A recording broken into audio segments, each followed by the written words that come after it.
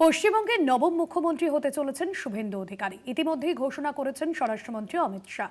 বেশ কয়েকদিন আগে থেকে মহাকরণ তথা রাইটার্স বিল্ডিং এর সংস্কারে সাজো সাজো রব। এবার গেরুয়া আলোকমালায় সেজে উঠল লালদিঘির পাড়ের লালবাড়ি তথা মহাকরণ।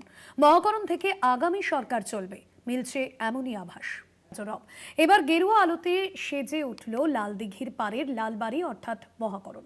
মহাকরণ থেকে আগামী সরকার চলবে, মিলছে এমনই আভাস। রাজ্যের নবমতম মুখ্যমন্ত্রী হিসেবে আগামীকাল ব্রিগেড প্যারেড ময়দানে শপথ নেবেন শুভেন্দু অধিকারী। ইতিমধ্যেই সেই ঘোষণা করেছেন কেন্দ্রীয় স্বরাষ্ট্রমন্ত্রী তথা এ রাজ্যের বিধানসভার দলনেতা নির্বাচন কমিটির যিনি অবজারভার ছিলেন অমিত শাহ।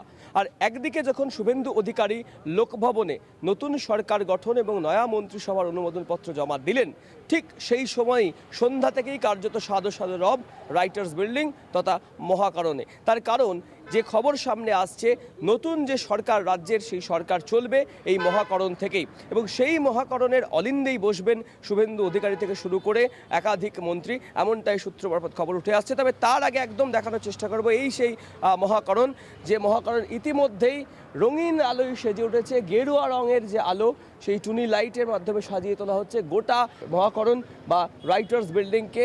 এলইডি লাইট থেকে শুরু করে টুনি আলোর যা যা রয়েছে সেই সমস্ত কিছু দিয়ে মহাকরণের বিরাট অংশটা কার্যত সাজিয়ে তোলা হচ্ছে এই আলোকমালায়। একই সাথে সিসিটিভি ক্যামেরা ইনস্টলেশন থেকে শুরু করে নিরাপত্তার যে প্রাথমিক বিষয়গুলো, সেই প্রাথমিক বিষয়গুলোও কিন্তু করছেন পুলিশ কর্মীরা। সব মিলিয়ে এই মহাকরণ থেকেই আগামীর যে সরকার চলবে তারই যে প্রস্তুতি, তারই যে সাজো সাজো রব, সেই রব চূড়ান্ত মহাকরণের অলিন্দ থেকে রাস্তায়। ক্যামেরায় সন্দীপ সোমের সাথে Aritra Ghosh, Kolkata TV, writers building.